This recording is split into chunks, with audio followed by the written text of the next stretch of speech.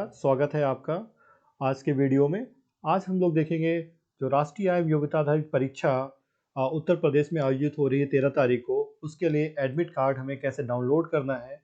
Admit card अगर अभी तक डाउनलोड नहीं किया है, कोई समस्या आ रही है तो देख लीजिए कैसे डाउनलोड हमें करना है। और एडमिट कार्ड की सहायता से हमें OMR सीट कैसे भरना है, क्योंकि OMR सीट भरना बच्चों को बताना बहुत आवश्यक होता है, जिससे उनको जब परीक्षा भवन में पहुंचे तो किसी प्रकार की समस्या ना आए। तो पहले हम लोग देखते हैं एडमिट कार्ड कैसे हम लोग डाउनलोड करेंगे। तो जिसके लिए हमें जो एक वेबसाइट है entdata.co.in entdata.co.in पे हम लोग क्या करेंगे, मैं यहाँ पे सर्च में डाल सकता हूँ, आप सब लोगों को पता वैसे होगा।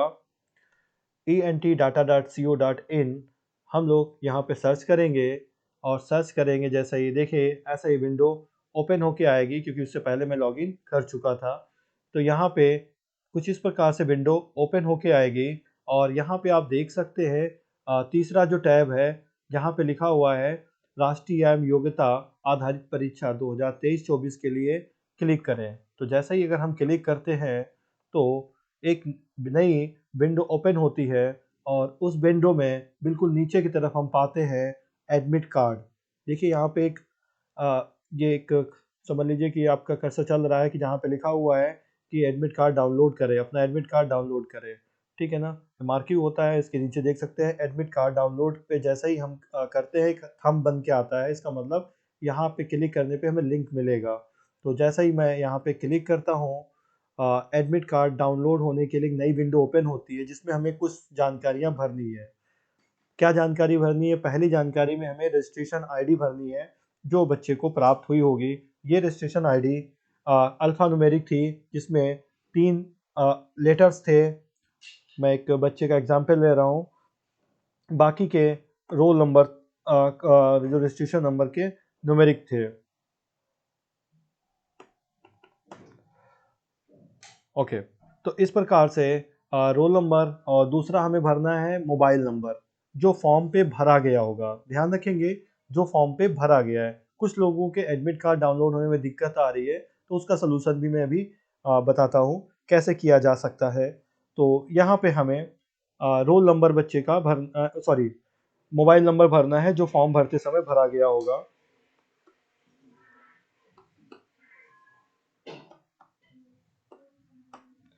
तो जैसे ही मैं भरता हूँ उसके बाद में नीचे देखेंगे एक सर्च बटन ओपन होती है। ये देख रहे हैं सर्च बटन है यहाँ पे, और सर्च बटन पे जैसा ही हम क्लिक करेंगे एडमिट कार्ड डाउनलोड हो जाएगा। देख सकते हैं ये बच्चे का एडमिट कार्ड डाउनलोड हो गया जिसपे कुछ निर्देश दिए गए हैं। उन निर्देशों की बात हम बाद में करते हैं। पहले देखते हैं एडमिट कार्ड से हमें कौन कौन सी जानकारी प्राप्त होगी। पहला तो हमें रोल नंबर प्राप्त होगा बच्चे का, जो इस पे लिखा होता है। रजिस्ट्रेशन नंबर आप पहले फिल कर चुके हैं। बच्चे का नाम, बच्चे के पिताजी का नाम, सेंटर का नाम और जिस स्कूल से बच्चे ने फॉर्म भरा है उसका नाम यहाँ पे होगा। बच्चे का यहाँ पे आप देखेंगे कि बच्चे का डेट ऑफ बर्थ यहाँ पे नहीं भरा गया है या नहीं यहाँ पे होता है, तो वो पहले से आप अपने पास सुरक्षित रख लेंगे, क्योंकि हमें OMR सीट पे भरने के लिए हमें बच्चे की डेट ऑफ बर्थ की भी ज़रूरत होगी। एडमिट कार्ड डाउनलोड कैसे करेंगे? नीचे जैसा ही हम कर्सर करके आएंगे फिर यहाँ पे देखेंगे प्रिंट बटन लिखा हुआ है। तो प्रिंट बटन पे जैसा ही क्लिक करेंगे एडमिट कार्ड डाउनलोड हो जाएगा। देख सकते हैं एडमिट कार्ड यहाँ पे डाउनलोड हो जाएगा। मैं क्लिक करता हूँ और एडमिट कार्ड यहाँ पे पुनः से डाउनलोड करता हूँ। मैंने डाउनलोड एडमिट कार्ड को कर लिया। अब इसके बाद मैं फिर से बैक चलता हूँ और ये देखेंगे आप यहाँ पे ये निर्देश लिखे हुए हैं कि क्या क्या हमें सावधानियां रखनी है। परीक्षा प्रारंभ होने से आधा घंटा हमें क्या करना होगा, परीक्षा केंद्र पर पहुंचना होगा। मतलब परीक्षा होने के आधा घंटा पहले हमें हर हालत में कहाँ पहुंचना होगा, हमें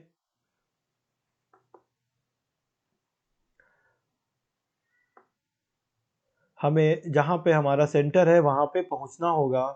कैलकुलेटर और गणितीय सामान हमें बिल्कुल नहीं ले जाने हैं, नहीं तो आपको परीक्षा से बाहर कर दिया जाएगा अगर वो कक्षा में पाया जाता है तो। परीक्षा एक ही सत्र में 2 भागों में आयोजित की जाएगी। मतलब समय जैसा दिया गया है 10 बजे से 1 बजे तक एक ही पेपर आपको मिलेगा, उसके 2 भाग ज़रूर होंगे, लेकिन एक ही सत्र में वो पूरी परीक्षा समाप्त हो जाएगी। तो परीक्षा में 2 भाग होते हैं, जैसा आपको पहले से पता है। प्रथम भाग में मानसिक अभियोग्यता और वो उसमें 90 प्रश्न आएंगे। ठीक ऐसे ही द्वितीय प्रश्न में जो साइड का पेपर होता है उसमें भी 90 प्रश्न आते हैं। 35 विज्ञान के, 35 सामाजिक विज्ञान के और 20 गणित के प्रश्न आते हैं। ध्यान रखेंगे यहाँ पे कोई भी नेगेटिव मार्किंग नहीं होती है। नेगेटिव मार्किंग नहीं होती है, इसका मतलब अगर बाय द वे आपको किसी का उत्तर नहीं पता है तो उसे खाली नहीं छोड़ेंगे और उत्तर अवश्य अंकित करेंगे, जिसको बोलते हैं तुक्का मारना, वो जरूर करेंगे। प्रवेश पत्र में अनुक्रमांक को पत्र निर्धारित स्थान पर लिखेंगे। उत्तर पत्रक और प्रश्न पत्रक में किसी विभाग पर अपना नाम नहीं लिखना होगा। ध्यान देंगे कि उत्तर पत्रक और प्रश्न पुस्तिका में किसी भी भाग पर अपना नाम नहीं लिखना होगा। ओके, मतलब प्रश्न पुस्तिका जो होगी उसे किसी भाग पर, मतलब अन्य जगह पे जहां पे नाम लिखने को कहा जाएगा, ठीक है ना, वहां नाम लिखेंगे। उसके अतिरिक्त अन्य कहीं पे भी अपना नाम नहीं लिखेंगे। उत्तर देने में केवल नीली या काली बॉल पॉइंट का प्रयोग करेंगे, ठीक है ना। ध्यान रखेंगे काला पेन बच्चों के हाथ में जरूर भेजेंगे जो बॉल पॉइंट हो अधिकतर, ठीक है ना।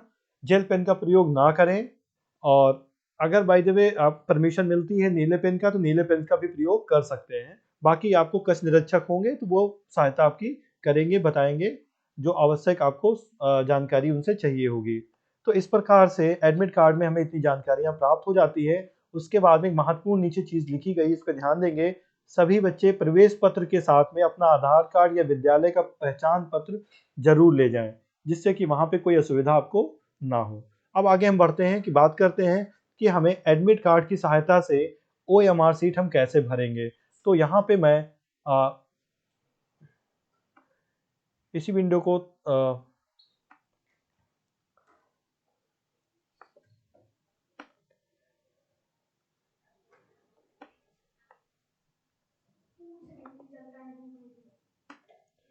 स्प्लिट करता हूँ और एडमिट OMR सीट को मैं ओपन करता हूँ। और OMR सीट को मैं आपको बताना चाहता हूँ कि OMR सीट हमें कैसे फिल करनी है। ओके,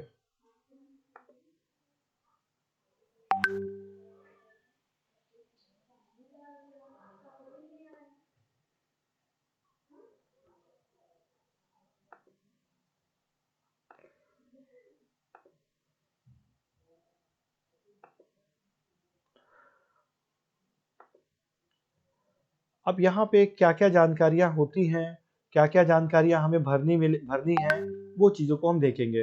पहली बात ध्यान रखेंगे, जो हमारा सेंटर है, सेंटर का नाम यहाँ पे भरना होगा। एडमिट कार्ड पे ये सेंटर आपको कहाँ से मिलेगा, ये एग्ज़ाम सेंटर यहाँ पे लिखा हुआ है, आप देख सकते हैं। एग्ज़ाम सेंटर से आप भरेंगे, आप एग्ज़ाम सेंटर से भर लेंगे, जिससे कि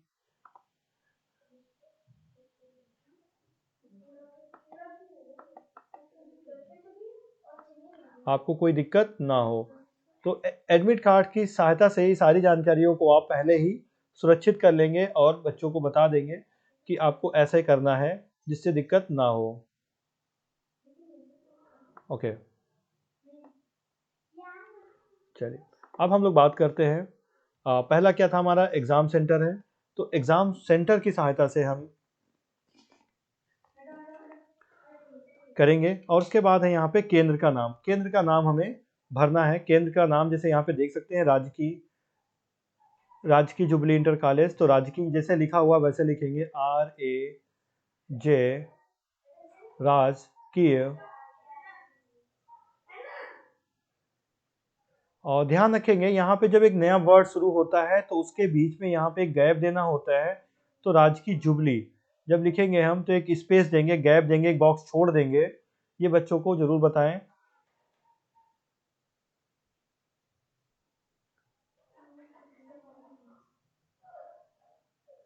ओके, राजकीय जुबली इंटर कॉलेज, ये आपको वहाँ पे भी आपको गाइड कर दिया जाएगा, क्योंकि पूरा सेंटर का नाम नहीं आएगा। तो कितना लिखना है ये आपको वहाँ पे बता दिया जाएगा। मैं यहाँ पे एज ए एग्जाम्पल, बाकी जो आपके कक्ष निरीक्षक महोदय होंगे वो आपको पूरी जानकारी दे देंगे, कितना आपको भरना है, उसे शॉर्ट फॉर्म में कैसे करना है, ठीक है ना। उसके बाद है अभ्यर्थी का नाम। तो अभ्यर्थी का नाम नीचे यहाँ पे आप देख सकते हैं, ये लिखा हुआ है। ध्यान रखेंगे जैसा एडमिट कार्ड पे प्रिंट होके आया है वही आप नाम भरेंगे, क्योंकि वही फॉर्म में भरते समय आपने अंकित किया गया होगा। तो रोली नाम है इनका, तो ROLI रोली भर देंगे। पिताजी का नाम यहाँ पे देख सकते हैं, राम नरेश है। मिस्टर यहाँ पे गलती से लिखा हुआ है तो मिस्टर का प्रयोग नहीं करेंगे। आप देख सकते हैं यहाँ पे लिखा हुआ है मिस्टर और डॉक्टर, इसी चीज़ों का प्रयोग नहीं किया जाता है। तो राम नरेश, नरेश में स्पेस है, स्पेस हम कर लेंगे और इस प्रकार से हम पूरा का पूरा ये भरेंगे। ध्यान रखेंगे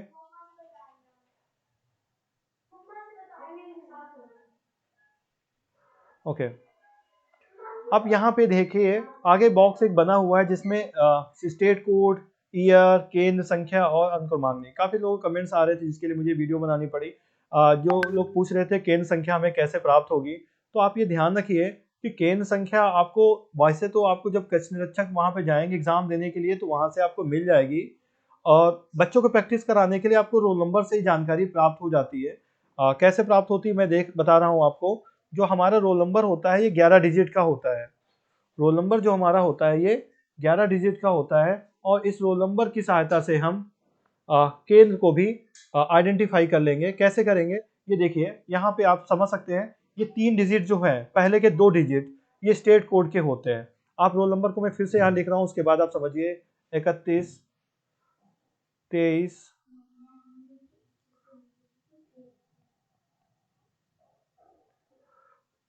290, 14, 98, कुछ इस प्रकार से रोल नंबर है। अब इसमें जैसा पहला जो 2 कोड है वो स्टेट कोड होते हैं, जो 31 देख सकते हैं आप हैं, ये स्टेट कोड को आइडेंटिफाई करता है। सेकेंड जो 2 कोड हमारे होते हैं वो होते हैं हमारे हैं ईयर के। तो एग्जाम ये 2023 का हो रहा है तो 2023 यहाँ पे डाल देंगे।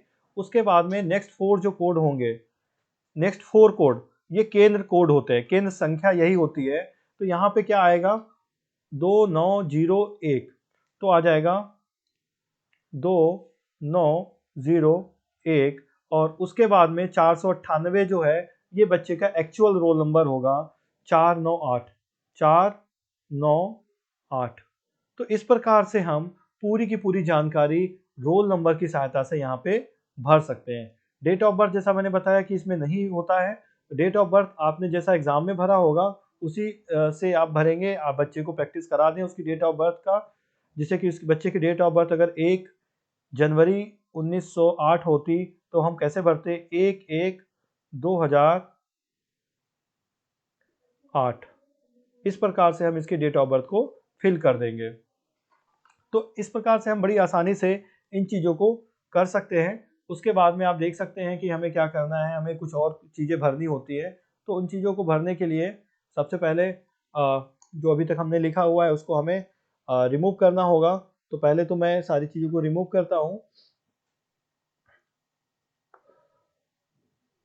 ओके, अब उसके बाद में हम चलते हैं आगे की तरफ और देखते हैं कि आगे की तरफ हमें अन्य जानकारियाँ क्या होंगी जिन्हें हमें फिल करना होगा।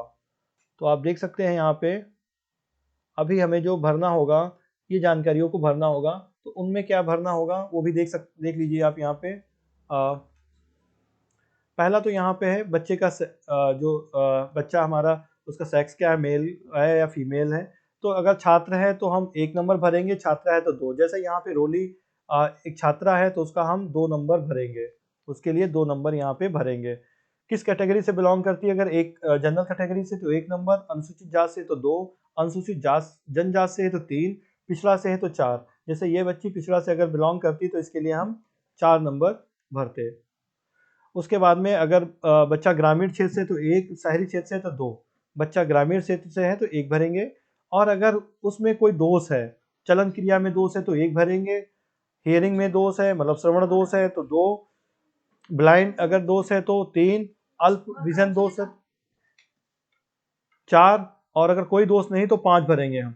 तो इस प्रकार से हम 5 भर देंगे। तो इस प्रकार से हम OMR शीट पे आसानी से भर सकते हैं। नीचे आप देख सकते हैं सिग्नेचर है, तो बच्चे ने जैसे साइन किए हो वैसे यहाँ पे उसे साइन करने का भी अभ्यास करा दे। जिससे कि OMR भरने में उसे कोई हिचकिचाहट ना हो, परीक्षा भवन में जाए तो पूरे कॉन्फिडेंट के साथ में परीक्षा वो दे सके। बाकी आपको पता ही होगा यहाँ पे जो क्वेश्चंस होते हैं वो क्वेश्चंस होते हैं हमारे 1 से लेके 180 तक प्रश्न होते हैं, जैसे देख सकते हैं आप। पहला प्रश्न 1 है यहाँ पे और अंतिम जो 180 है। कुल मिला के 180 प्रश्न होते हैं जिनके जो सही ऑप्शन होते हैं उनको यहाँ पे अंकित करना होता है। थोड़ी देर के लिए समझ सकते हैं, अगर किसी प्रश्न का जैसे पहला प्रश्न ही अगर होता, पहला प्रश्न का अगर जवाब 3 सही होता तो हम यहाँ पे 3 अंक भरेंगे। अगर दूसरे का पहला ऑप्शन सही होता तो हम 1 भरते। अगर तीसरे का चौथा ऑप्शन सही होता तो हम 4 भरते। कुछ इस प्रकार से बच्चे जो वो भरेंगे अपना जो उसके ऑप्शन सही होंगे उनको इस प्रकार से अंकित करेंगे।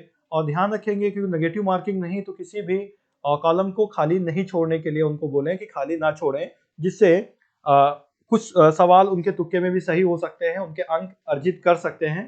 तो पहले तो वही प्रश्न करें जिससे जिन पे उन्हें कमांड हो, जिससे आसानी से वो हल कर सकें। धन्यवाद।